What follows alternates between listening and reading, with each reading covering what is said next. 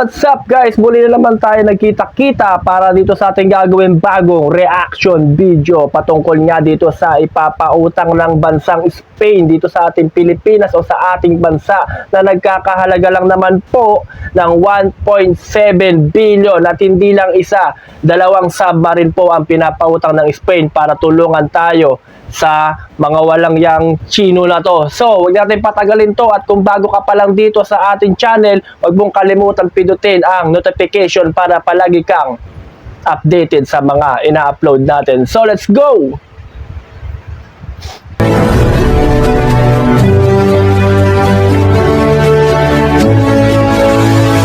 Bansang Spain, umalma at hindi na rin nagugustuhan ang ginagawa ng China sa mga karatig bansa nito, lalo na sa Pilipinas. Dahil dito nag-offer ang isang kumpanya ng Espanya ng 2 submarine upang tapatan at labanan ang pangharas ng China sa West Philippine Sea.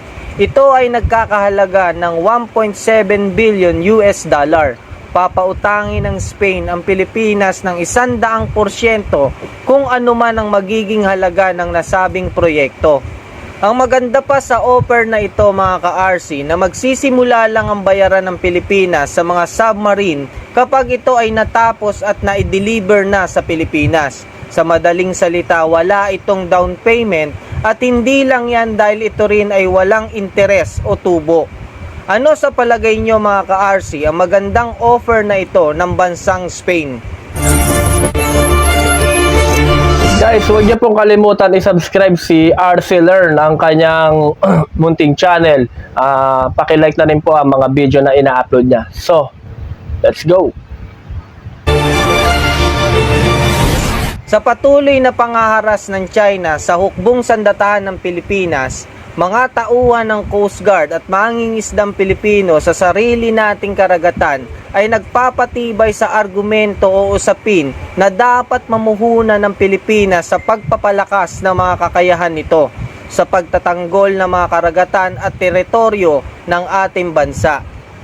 Ang kumpanyang Navantia na pag-aari ng bansang Spain na may mahaba at sapat ng kaalaman sa paggawa ng mga barkong militar ay nagsumite sa hukbong dagat ng Pilipinas na nagkakahalagang 1.7 billion US dollar o katumbas ng halos 93.5 billion peso upang bumuo ng isang makabagong submarine force.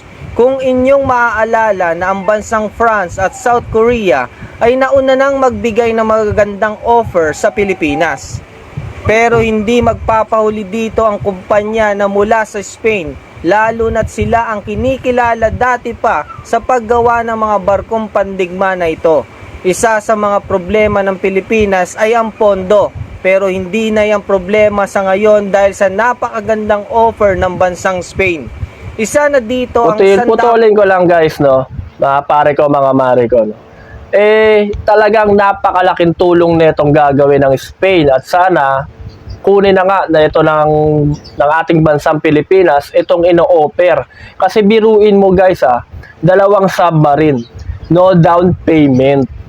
Tapos bago mag-start yung bayad kailangan tapos na yung submarine or na i-deliver na sa ating bansa. So napakaganda talaga nito. 1% na pautang pero walang interes o tubo kung ano man na magiging halaga sa huli ng nasabing kontrata. Ang simula ng pagbabayad para sa 2 submarine ay mag-uumpisa lamang kapag natapos na itong gawin at mai-deliver sa Pilipinas. 7 hanggang 8 taon ang itatagal na nasabing kontrata ng government-to-government deal. Gusto ng Spain na makakuha ang Pilipinas ng 2 pinaka-latest na S-80 Plus class submarine. Dagdag pa dito mga ka-RC, kasama rin sa kasunduan ng transfer of technology sa operasyon at pagpapanatili ng submarine upang suportahan ang plano ng Pilipinas na makagawa ng mga sarili nitong kinakailangan at submarine sa depensa. Kasama rin sa offer ang pagtatayo ng submarine base.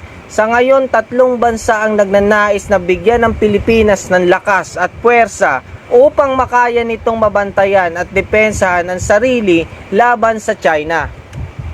Ipinagmamalaki rin ng Spain na ang S-80 submarine nila ay may kakayahan na maglunsad ng mga missiles na gawa ng Estados Unidos tulad ng Tomahawk at Harpoon missiles na ginagamit ng US Navy para sa mga pag-atake sa mga kalupaan at karagatan. Meron rin itong Air Independent Propulsion System na nagbibigay ng kakayahan sa nasabing submarine na manatili sa ilalim ng karagatan ng mas matagal kung ikukumpara sa ibang submarine na ino-offer sa atin. Kung kayo ang tatanungin mga ka-RC, ano ang masasabi nyo sa bagong offer na ito ng bansang Spain? Huwag nyong kalimutan i-comment yan sa baba para ito ay ating So yun guys, no, ako ang reaction ko rito talagang maganda at malaking tulong ito para sa ating bansa, no.